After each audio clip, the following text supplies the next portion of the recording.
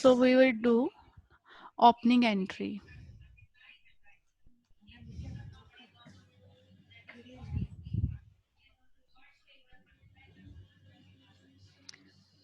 Opening entry is, you know that accounts, they are prepared for 12 months, right? We have done this na.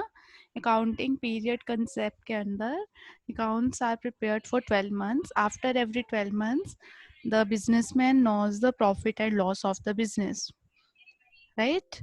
So let us suppose कि 31st आपका जो है 1 अप्रैल से 31 मार्च तक का period होता है. तो 31 मार्च को हम अपने अकाउंट्स क्लोज करते हैं. And again on 1 April next year का, लेट अस सपोज कि 1 अप्रैल 2010 से 31 मार्च 2011 तक हम अपने अकाउंट्स क्लोज करते हैं. देन अगेन 1 अप्रैल 2011 को हम अपने अकाउंट्स को फिर से दोबारा से रीस्टार्ट करते हैं. ठीक है, न्यू सेशन जैसे शुरू होता है. तो जो भी 31 मार्च को हमारे एसेट्स या लाइबिलिटीज होते हैं, दैट इज जो बैलेंस शीट के एसेट्स लाइबिलिटीज होते हैं, हम उनको ब्रॉट डाउन करते हैं 1 अप्रैल 2011 के. So these are called closing balances. Close कर रहे हैं हम अपने अकाउंट्स को, एंड जो हम आगे लेके जा रहे हैं न्यू सेशन में, न्यू अकाउंटिंग ईयर में, उसे हम करते हैं ओपनिंग एंट्री, ओपनिंग बैलेंसेस. सो इन ओपनिंग बैलेंसेस को बुक्स में लेके आना, that is called opening entry, right? So the last year balances when they brought in the books in the new year, in the new accounting year, this is called opening entry. Now all assets have which balance, debit or credit? Debit. So opening entry का भी यही rule है. All assets will be debited individually with the name. All assets will be debited to all liabilities. Right? और अगर आपका debit और credit balance match नहीं कर रहा है, तो क्या डिफरेंस होता है एसेट और लाइबिलिटीज का? Capital, right? So this is called the opening entry. That is, all assets will be debited individually to all liabilities to capital. For example, देखो क्वेश्चन नंबर 11 है आपके पास, जैसे बुक में पेज 8.51. खोल ली book? Yes. Following balances existed in the books of Messrs. Anand Stores as on 1st April 2020. You are given assets और liabilities. अब जो भी आपको assets given है, आपको उनको individually लिखना है, जैसे combined entry में लिखते हैं. That is, you will write cash account debited, bank account debited. इस तरह से आप सारी assets को लिख लोगे. और liabilities में क्या लिखोगे? To Vikas, loan from Vikas. Right? इस तरह से आप सारी लाइबिलिटीज में भी लिख लोगे. फिर आप एसेट्स का टोटल करोगे, लाइबिलिटीज का टोटल करोगे, जो भी डिफरेंस आएगा वो आप कैपिटल लिखोगे. Right? Is it clear? So जैसे मैं इसको जैसे करूंगी, बोलो एसेट्स कौन कौन सी हैं? कैश अकाउंट डेबिटेड कितने के साथ है? 60,000. बैंक अकाउंट डेबिट कितना बैलेंस है? 40,000. Next, stock account debit 1,50,000. Then furniture account debit 43,000. Then Debitors hmm, 1,45,000. hmm. Bracket. Debtors आपको एक्स वाई जेड तीनों दिए ना, तो आप इनको अलग अलग लिख लो. X capital, X balance, X account debited, Y's account debited, जेड्स account debit.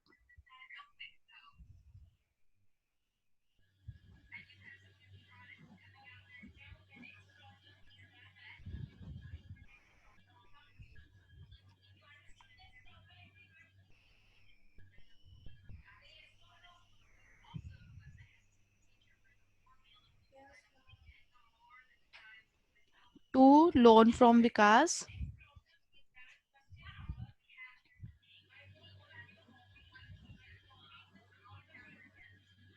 To A's account, to B's account.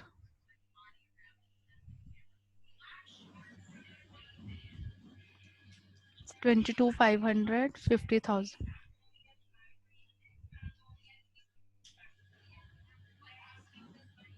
Right? Now you see that debit balance is more than the credit balance. Now you sum up the debit and you sum up the credit. जो भी difference होगा that will be to capital account.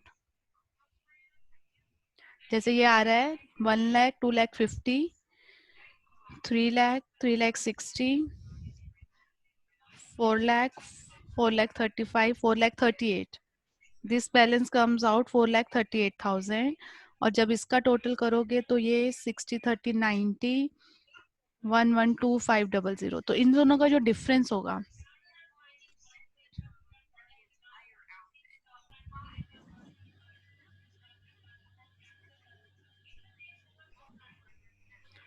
तो ये आपका capital balance है 325,550. This is called opening entry.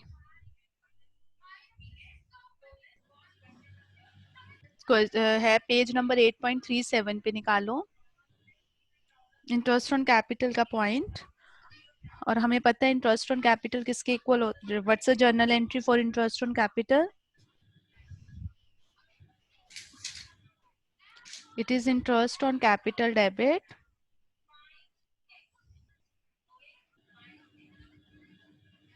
to capital account, right? This is the journal entry for interest on capital.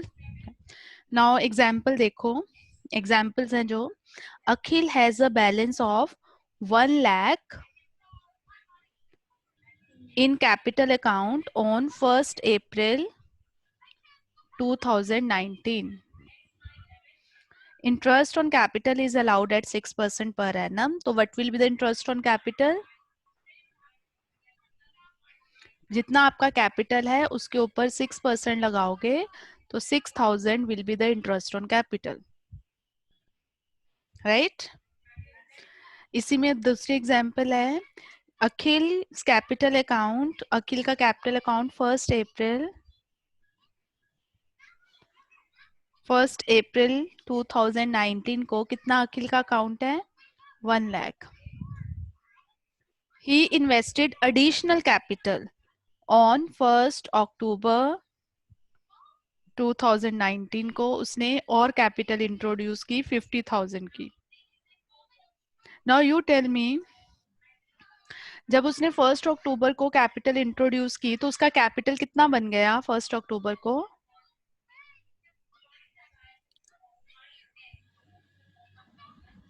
If he introduced 50,000 more into the capital, what will be his capital balance? Sorry? 1 lakh. Right, 1,50,000.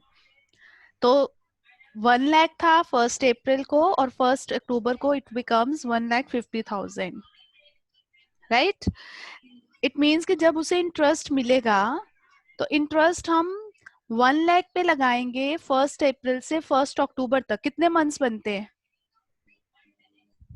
Because after अच्छा 1 अक्टूबर से 1 अप्रैल से कितने months बनते हैं 1 अक्टूबर तक.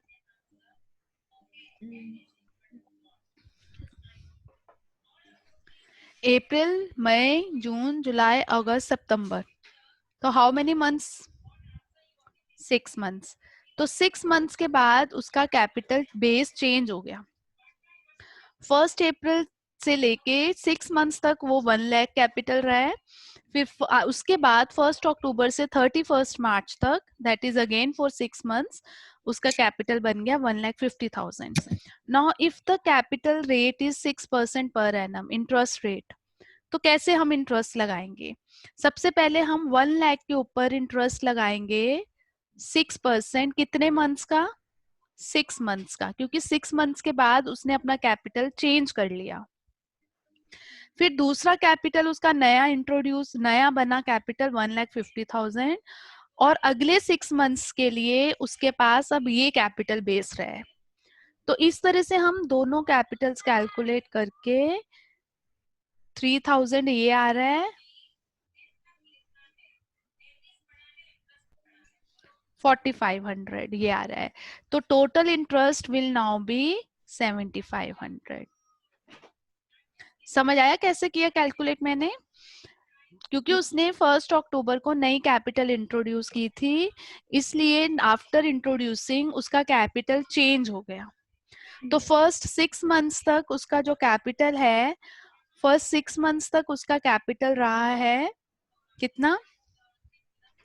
1 lakh. After that अगले 6 महीने के लिए उसका जो कैपिटल है वो रहा 50,000, राइट। ठीक है, तो इसलिए हमें 6 मंथ्स का इंटरेस्ट कैलकुलेट करना पड़ा।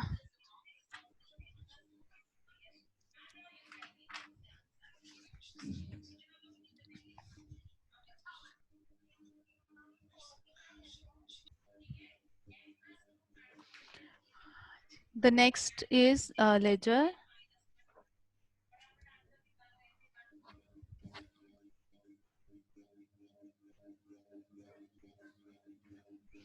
सी जर्नल में, journal is called the book of prime entry, क्योंकि सबसे पहले उसी में हम लोग ट्रांजैक्शंस रिकॉर्ड करते हैं। ठीक है, after if you remember journal में हम एक कॉलम बनाते हैं लेजर फोलियो का, याद है? Yes. हाँ, वो लेजर फोलियो क्या होता है बेसिकली कि लेजर बुक जो आगे हम बनाते हैं after journal, after journal the ledger is prepared, so ledger is called the book of secondary book बोलते हैं। primary book is journal and secondary book is ledger, right? तो second उसके बाद after journal जो second book बनाई जाती है that is called ledger. now what's the use of ledger? for example आपने जर्नल में कैश की एंट्रीज पास की, काफी सारा एंट्रीज होती है ना कैश की, ठीक है, but do you have the idea कि आपके पास सारी कैश ट्रांजेक्शन्स के बाद कितना कैश बैलेंस बच गया? क्या आप जर्नल से ये बता सकते हो कि आपके आपने कैश ट्रांजेक्शन्स के बाद आपके पास कितना बैलेंस बच गया? No. So ledger is basically at one place the various accounts they are prepared. पूरे के पूरे सारे अकाउंट्स हम जैसे कैश से रिलेटेड सारी ट्रांजेक्शन एक लेजर में पोस्ट कर देंगे, that is cash account. Purchases से रिलेटेड सारी ट्रांजेक्शन्स हम परचेजेस में रिकॉर्ड कर देंगे, बैंक से रिलेटेड सारी ट्रांजेक्शन्स बैंक में रिकॉर्ड करेंगे। So in ledger the various accounts are prepared. Do you remember T shape account? Yeah. या it's similar to that, right? तो सबसे पहले लेजर के लिए you must have the journals. Journal से हम लेजर में पोस्टिंग करते हैं, right? From the journal we post it to the ledger accounts. For example आप अपना पेज नंबर निकालो 9.8 9.9 लेजर का, you are given the journal entries, right? तो उसने जर्नल बनाया हुआ है। Now you have made the journal in 9.9 page. Now after this journal you have to prepare various ledger accounts, and जितने भी आपके जर्नल में लेजर होते हैं, जितने भी अकाउंट्स होते हैं उतने ही लेजर बनते हैं आपकी बुक्स में। ठीक है, तो सबसे पहले हम इसका फॉर्मेट देखते हैं, और आपको हर एक अकाउंट का फॉर्मेट बनाना पड़ेगा। जितने भी अकाउंट्स हम बनाएंगे उस सब का फॉर्मेट, जैसे सबसे पहले मैं इसमें कैश अकाउंट बना लेती हूँ। ठीक है, तो मैं कैश अकाउंट बना रही हूँ, उसका फॉर्मेट टी शेप की तरह ही 2 पार्ट्स में डिवाइड होगा। Date, particulars, journal folio and amount. Date, particulars, journal folio and amount, right? तो फॉर एवरी लेजर आपको ये फॉर्मेट बनाना पड़ेगा। तो ये साइड डेबिट हो गया, ये साइड क्रेडिट हो गया आपका, और हम लोग बना रहे हैं पहले cash account. Date, particulars, ledger folio, amount, date, particulars, ledger folio, amount, right. अब पहली ट्रांजैक्शन देखो क्या है, cash account debited to capital account, this is the first transaction. एक और चीज आपने याद रखनी है कि लेजर में जो लेजर हम बना रहे हैं, जैसे if we are preparing cash account, हम in in the ledger cash account नहीं लिखेंगे, उसका रिस्पेक्टिव, उसका जो दूसरा एस्पेक्ट है that will be recorded. So in ledgers the opposite aspect is recorded, that is important.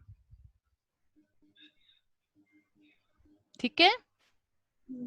Now the first transaction जो आपके पास है आपकी बुक में, that is cash account debit to capital account, this is the first transaction. Yes. Now in cash account you will record capital, क्योंकि उसका दूसरा aspect क्या है, capital.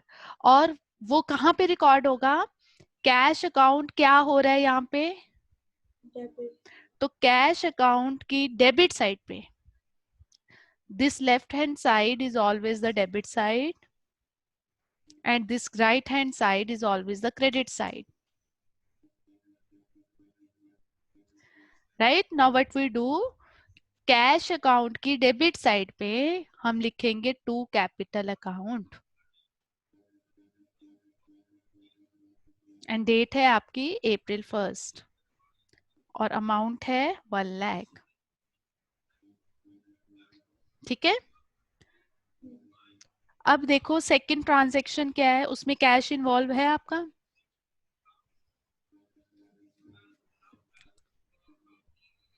What is the second transaction, 9.9 page पे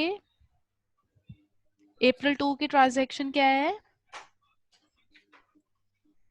Bank account to cash account. Bank account debited to cash account.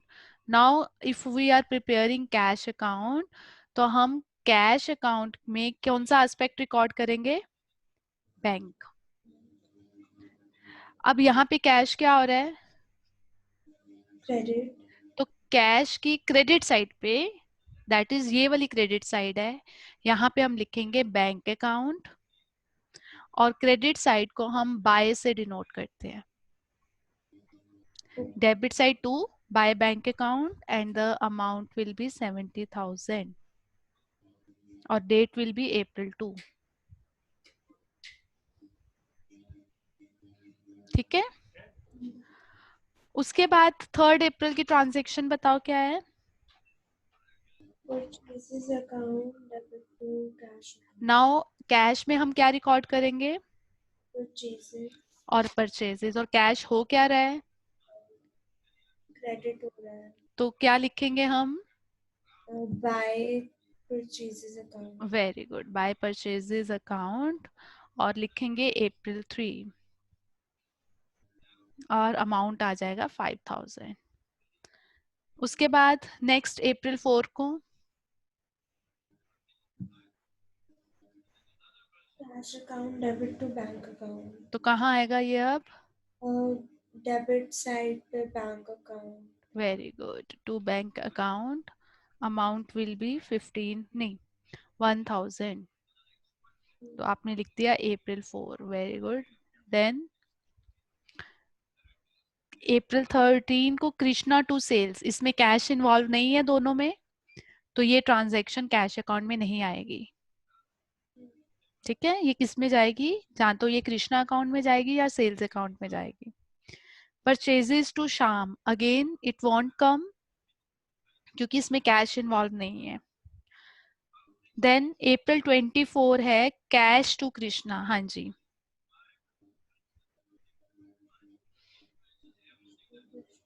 Debit side पे to Krishna. Right, amount बताओ, 1,500. After that Sham account debit to cash to discount. Now here Sham debit to cash to discount. सबसे पहले तो cash में क्या जाएगा, शाम only, discount नहीं जाएगा क्योंकि डिस्काउंट तो उसके साथ क्रेडिट हो रहा है, Yeah. ऑपोजिट एस्पेक्ट जाएगा ना, तो क्या लिखेंगे, By Sham account. बाय शाम अकाउंट। अमाउंट क्या आएगा, अमाउंट आएगा कैश वाला क्योंकि हम कैश अकाउंट बना रहे हैं, दैट इज 2150। ठीक है, अमाउंट कैश वाला आएगा और लिखेंगे शाम। Next cash to sales April 30 to By sales account 8000। Then अगला बताओ, rent debit salaries debit to cash, two aspects. दोनों रिकॉर्ड करेंगे राइट, दोनों अलग अलग रिकॉर्ड करेंगे, that is by rent account, by salaries account अलग अलग से, और अमाउंट वही लिखेंगे 500 एंड 3000। तो हमने सारे कैश की सिर्फ एक ही लेजर बनाया अभी हमने, इसमें जितने भी आपके है ना अकाउंट्स वो सबके लेजर बनेंगे, दिस इज ओनली वन। अब हमने कैश अकाउंट बना लिया, ठीक है, अब हमने इसको बैलेंस करना है, बैलेंस सेम करना है जैसे टी शेप में करते थे, इस साइड का टोटल करेंगे तो इट विल बी 1,10,500 और इधर आता है 75, 78, 79, 79,650। तो कौन सी साइड शॉर्ट आ रही है, ये डेबिट साइड का टोटल है और ये क्रेडिट साइड का टोटल है, तो क्रेडिट साइड शॉर्ट है,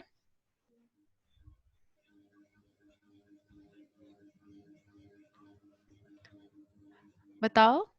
Yes, ma'am. तो क्रेडिट साइड शॉर्ट है तो हम यहाँ पे लिखेंगे by balance C D, that is carried down, this is called carried down, और इन दोनों का जो डिफरेंस है वो हम रिकॉर्ड करेंगे,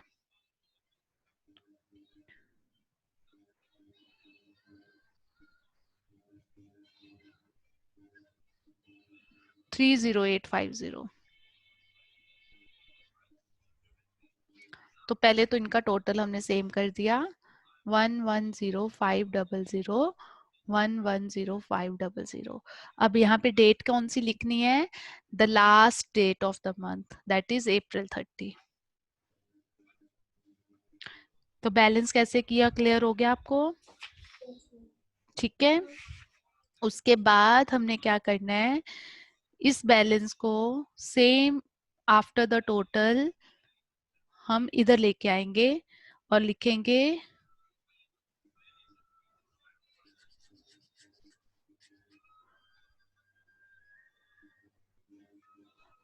यहाँ पे लिखेंगे टू, क्योंकि ये साइड टू डिनोट करती है, टू बैलेंस ब्रॉट डाउन, ये कैरी डाउन इधर, और जब इसको हमने अगले महीने ब्रॉट डाउन किया, यहाँ पे लिखेंगे May 1, दैट इज अप्रैल 30 के बाद नया मंथ शुरू होता है, तो this is called to balance brought down, और 30850। अब ये हमें क्या इंडिकेट करता है, that is cash has debit balance, क्योंकि डेबिट साइड पे आया ना ये बैलेंस, तो cash has debit balance, and you know all assets have debit balance, तो एसेट्स हैव डेबिट बैलेंस, तो आपके जो एसेट्स हैं उनका डेबिट बैलेंस ही आएगा। This indicates cash in hand, कि हमारे पास इतना कैश पड़ा हुआ है, ठीक है। Yes, ma'am. This is how we prepare various ledger accounts, हमने अभी एक बनाया कैश, ठीक है, अब हम दूसरे बनाएंगे। अब इसमें देखो जैसे कैश के बाद कौन सा अकाउंट है सेकंड, ये मैं कर दूं, आपने नोट डाउन करना है, और should I send the pictures, Ma'am, picture. वैसे तो ये सॉल्व ही है बेटा, it's solve in the book 9 point, but जो जैसे ये मैंने चीजें लिखी हैं तो वो मैं आपको चाहती हूँ कि मैं आपको भेज दूँ, राइट, कि जैसे ये सब चीजें ऐसे लिखी नहीं होंगी, तो I will send you the pictures. उसके बाद सेकंड अकाउंट जो मैं बना रहे हैं, फॉर्मेट आपको सबके बनाने हैं। तो मान लो मैं अब सेकंड फॉर्मेट बना रही हूँ। सेकंड अकाउंट हमारा कैश बन गया। अब हम बना रहे हैं कैपिटल अकाउंट, मान लो। अब कैपिटल अकाउंट का हमारा छोटा ही है, ज्यादा बड़ा हमें चाहिए नहीं, है ना, क्योंकि एक ही ट्रांजैक्शन है। तो हम छोटा सा ही अकाउंट बना लेंगे उसका।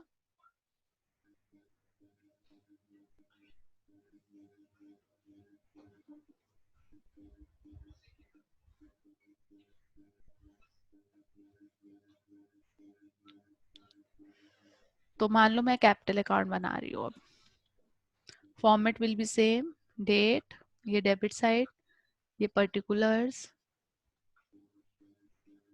ये आपका लेजर जर्नल फोलियो अमाउंट। वहां पे हम लिखते थे लेजर फोलियो, यहाँ पे हमने लिखना है जर्नल फोलियो।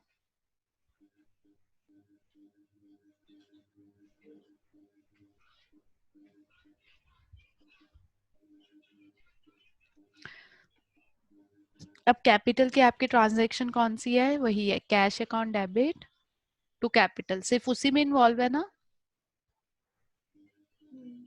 अब बताओ कैपिटल में हम क्या रिकॉर्ड करेंगे?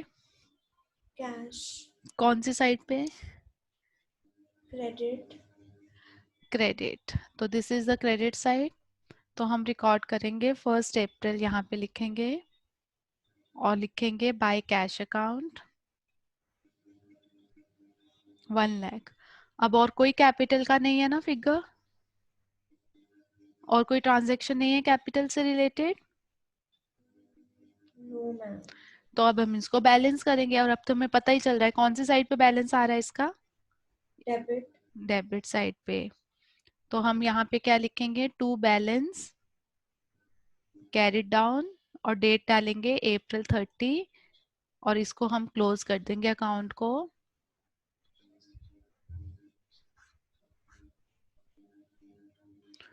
अब ब्रॉड डाउन करना है तो इस साइड पे क्रॉस में जाएगा ब्रॉड डाउन के लिए, राइट। तो May 1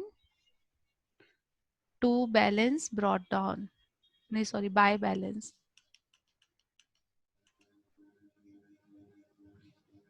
bye balance brought down 1 lakh. तो ये आपका क्रेडिट साइड पे बैलेंस आया है। तो all liabilities have credit balance.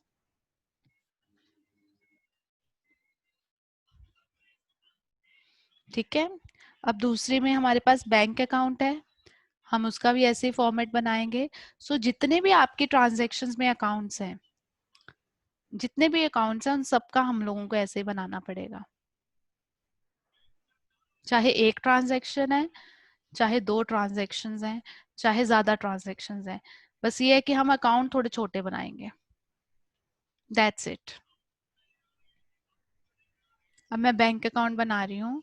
अब मुझे बताओ बैंक अकाउंट में सेम आपको वही लिखना पड़ेगा, डेट पर्टिकुलर्स वगैरह सब। अब बैंक अकाउंट के ट्रांजैक्शन क्या है आपकी? Bank account to cash account, right, तो कहाँ कैसे लिखेंगे इसको? डेबिट साइड पे cash account. Bank to debit side पे हम लिखेंगे टू कैश अकाउंट 70,000, बस। और कोई बैंक की ट्रांजैक्शन नहीं है। तो अब इसको बैलेंस करेंगे हम April 30 को, by balance carried down. Fourth transaction में बैंक है। हाँ हाँ, बताओ फिर कैसे आएगा? क्रेडिट साइड पे cash account right, by cash account. कितना फिगर है? 1000। 1000। अब कौन सी साइड शॉर्ट आ रही है? हाँ, क्रेडिट साइड। तो क्या लिखेंगे? April 30 by balance carry down. कितना शॉर्ट आ रहा है? 69,000। अब हमने इसको 70,000 कर दिया, इसे भी 70,000 कर दिया।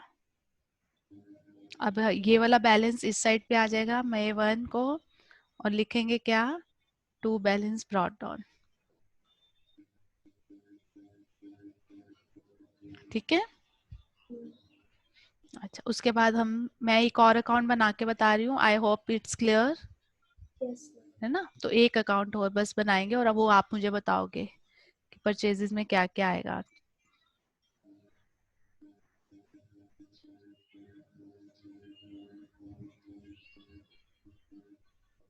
हाँ बताओ. परचेजेस अकाउंट में पहली ट्रांजैक्शन कौन सी है?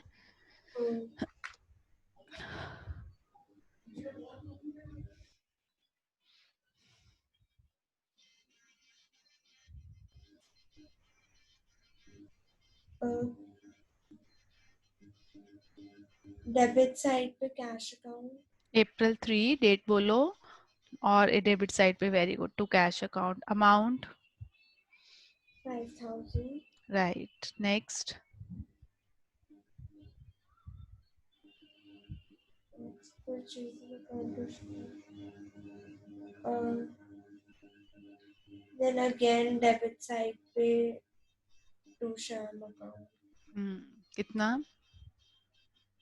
2,250 rupees.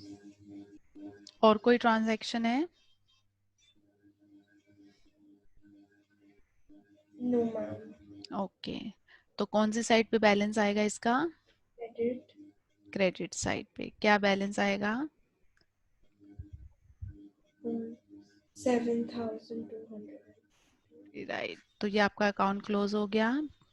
अब क्लोज करने के बाद हम इसको मई 1 को इधर ट्रांसफर करेंगे और लिखेंगे टू बैलेंस ब्रॉट डाउन 7,250. अब इसका भी डेबिट साइड बैलेंस आ रहा है परचेजेस का, है ना? What it indicates? अब एसेट तो है नहीं ये. It indicates expenses. All expenses have debit balance. Bank हमारी एसेट है, इसलिए भी इसका डेबिट बैलेंस है, ये देखो. ठीक है. तो जब भी हमने ब्रॉड डाउन वाला बैलेंस देखना है, कैरी डाउन वाला नहीं देखना. I hope it is clear how to prepare various ledger accounts. बेटा क्लियर है? Yes ma'am. इस तरह से हम सबके बनाते हैं लेजर अकाउंट्स. और जो नॉमिनल अकाउंट्स होते हैं, नॉमिनल मीन्स उसके भी बैलेंस कर सकते हैं, बट कई बार हम ना भी करें तो भी चलता है. तो ये सारे आपके क्वेश्चंस वही हैं बेटा. ठीक है. राइट. तो नेक्स्ट क्लास में थोड़ा सा और इसका प्रैक्टिस कर लेंगे, जैसे ओपनिंग एंट्री की क्या है वो. और आप एक बार जीएसटी कंफर्म कर लेना. अदरवाइज हम लोग फिर जितना यूटी का सिलेबस है उसकी रिवीजन करेंगे, फिर यूटी के बाद आगे कंटिन्यू कर लेंगे. Okay. आप एक बार कंफर्म कर लेना कि आपका जीएसटी आ रहा है कि नहीं आ रहा है. Okay. ठीक है. और अभी तक जो एग्जाम्स हुए हैं वो एमसीक्यूज हुए हैं, कैसे हुए हैं? No, normal उसमें 1 markers होते हैं, then 2 या 3 and 8, 5 या 6. अच्छा है, ऐसे हैं? आपको रिटर्न करके भेजना पड़ता है? Yes ma'am. तो फिर 20